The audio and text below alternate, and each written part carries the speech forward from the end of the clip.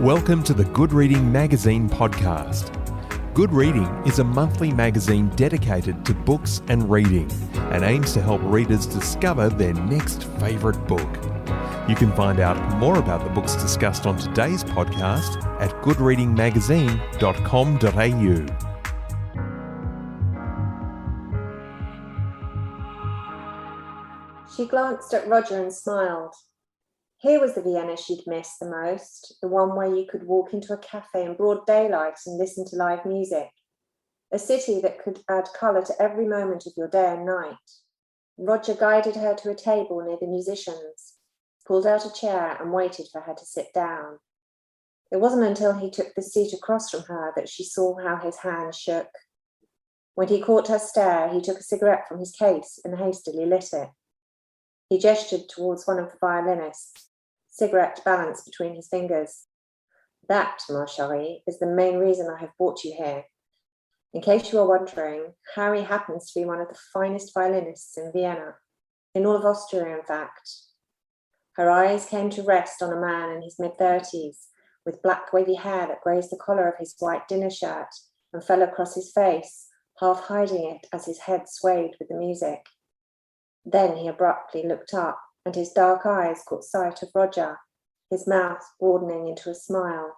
His forehead was smooth above thick brows, a prominent nose and full crimson lips.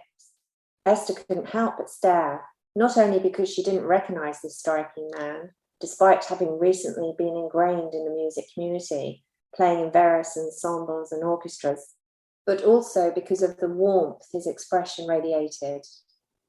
Hello and welcome to the Good Reading Podcast.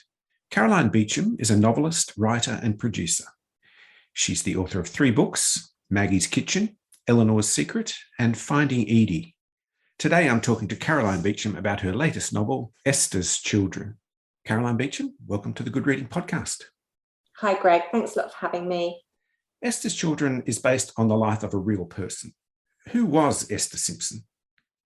Well, Esther Simpson worked for an organisation called Society for the Protection of Science and Learning in the 1930s and 1940s. It was a British organisation that helped rescue academic refugees from Europe, basically when fascism was taking hold. I first came across Esther when I was reading an article about the organisation CARA, which is called Council for At-Risk Academics, which exists still today, and it's still carrying on that work that she did in the early 1930s and 40s. I was surprised I hadn't heard so much about her or the organisation. There were a few articles in the archives, and a lot seemed to be known about the men who were running the organisation, but there was little about this woman who worked behind the scenes, tirelessly writing hundreds of thousands of letters to try and find places in British institutions and universities for these scholars and these scientists who were affected by what was going on in mainland Europe. And as is often happens, and as now as well, it's the intellectuals that are persecuted, and they were the ones that needed to flee the countries. And Esther just seems such a remarkable figure, and the work that she did really I found quite extraordinary, that I just thought I need to find out more about this woman, and I did. And what was missing in the documentation about Esther's life? There's not an awful lot about her personally. There's a lot about her work and professional life, but very little about her. Apart from her obvious achievements in music, she was an incredible musician, and she saw music as her passport to the world. And she did. She travelled a lot. She went to Vienna a lot, and she played in ensembles and was a very accomplished musician. But there was very little about her personal life. And I just felt this woman had dedicated her life to helping others, and she probably had very little time for her personal life. Well, it wasn't recorded anyway. And I decided that I wanted to tell her story and give her the love life that she didn't have time for, and the romance that I imagined. There was a real meeting of the minds with her and a lot of the scientists that she helped, a lot of the refugees she befriended and stayed in touch with for years. And I really got the sense from the research that I did that, intellectually she was, it was such a stimulating environment for her to be in. And I thought, well, any relationship that she's going to have is going to be with one of these men. And of course, that's where the tensions come about, because if she falls in love with someone and she needs to rescue them, what if she can't? What if she isn't able to get them the place that they need? Because the scholars had to get a grant at a university or an institution to be able to come over. And if she couldn't secure that for them, then there's no way they could come. And I thought that would be quite a compelling story. And you've called this book Esther's Children, but who were Esther's children?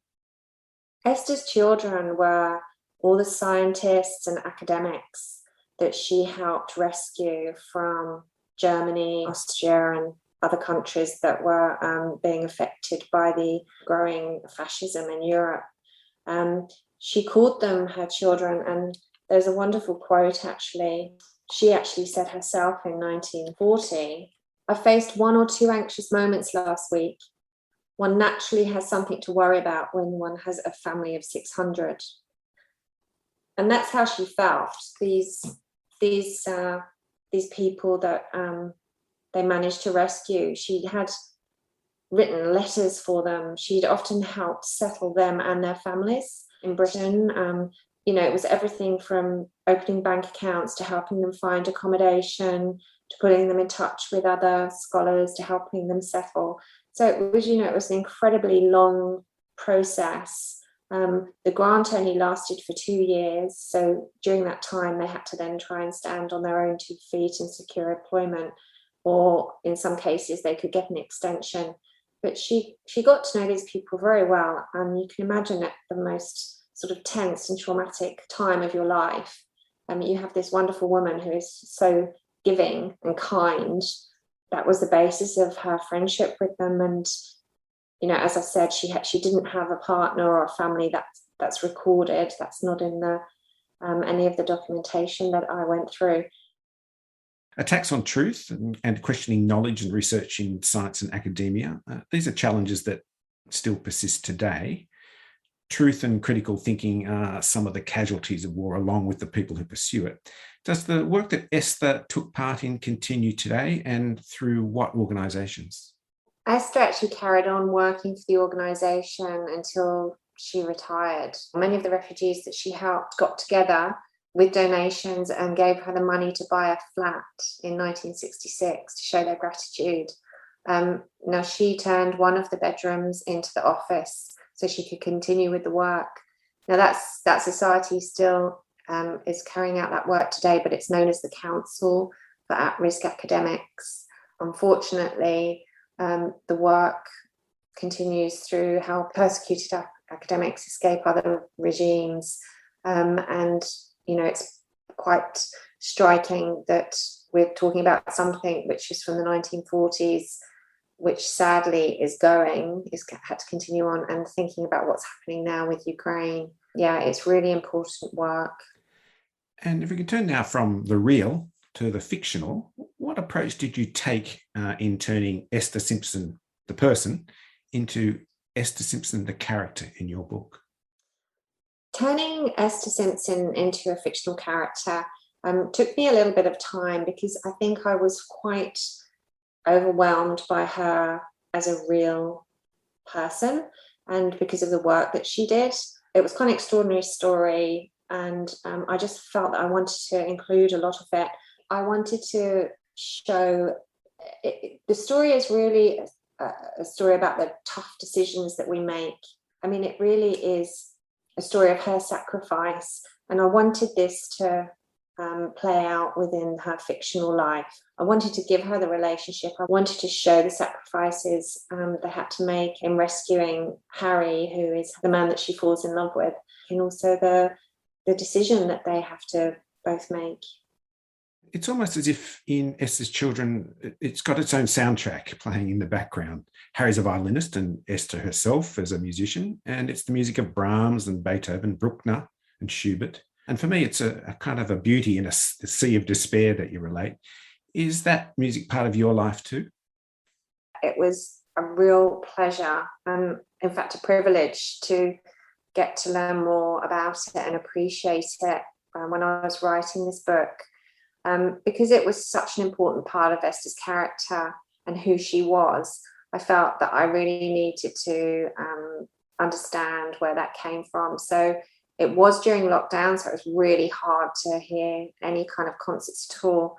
But I managed to go to the Sydney Symphony Orchestra's rehearsals. I have a good friend, Rosemary Curtin, who is one of the members of the orchestra. So I'm really grateful to her because she was also able to give me research and help me understand the mind and process of a musician. That was invaluable. Because it was such a big part of Esther's life, I felt that it would be really nice to include it in the novel. And so there's a Spotify QR code in the back so that readers can read the book and they can listen to the music and really enter Esther's world and the world of Vienna and London during this time. Is there any particular piece of music you think that says everything possible about this book? Schubert's String Quintet in C major is a beautiful piece of music and one of Esther's favourites. It's stunning to listen to, and you can imagine her playing it. There's also a chapter in the book when she goes with other musicians and plays at one of the aerodromes around Cambridge. And it's something that she actually did when she was working for the organisation. She was spending all her night writing these letters to try and help get the refugees out of the internment camps, because not only did Esther rescue them once from Europe, but she had to rescue them again, because in 1940 all the European refugees were interned as enemy aliens. So she had an incredibly busy, demanding life, but she still had time to play music and go to the aerodrome and play for the soldiers there. The Elgar String Quartet in E minor, you can imagine it's such a haunting piece of music, and you can imagine what it was like for servicemen to listen and have that sort of brief moment of beauty to think with everything that was going on in the world.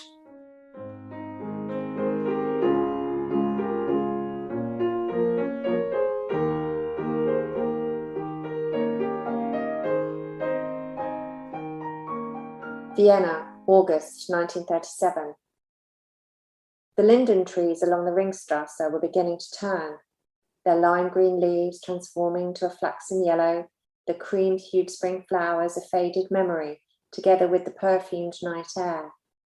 Esther thought they still looked beautiful, a lush frame through which to view the exuberant Rococo and neoclassical buildings that stood behind them.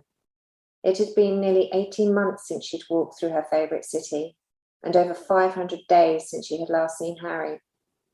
She had been supposed to meet him after his rehearsal, but had grown too fidgety waiting in her room, and so she'd sent a message to let him know she would wait for him outside the Musikverein.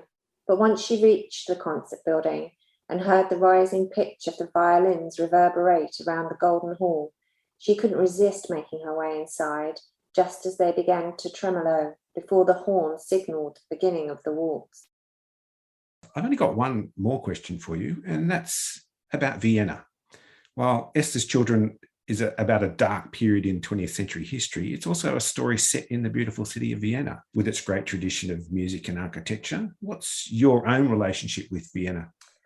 I went to Vienna years ago when I was backpacking with a friend from university, Geraldine Horn, who has in fact also helped me with the novel and the research, because she's a senior lecturer in German at UCL. So again, really, really valuable, because I wasn't able to travel there again. So I had to rely on my memory of Vienna, which was such a stunning city to visit. And you can imagine, the charm and just the scale of what's achieved and the mines. And it was at a time in history where there was so much advancement within the science and arts and music, and all the intellectuals, well, most of the intellectuals also were musicians, which was something else that Esther found as well. But Vienna as a place, I think, was just stunning. Well, it's a wonderful city full of wonderful music, and your book taps right into all of those themes. So, Caroline Beecham, thank you for joining me on the Good Reading Podcast. Thanks for having me, Greg. I've been talking to Caroline Beecham about her latest book, Esther's Children. It's published by Allen and Unwin, and you can find it at goodreadingmagazine.com.au. My name's Greg Dobbs, and thanks for listening. Subscribe to Good Reading print and online magazine at goodreadingmagazine.com.au.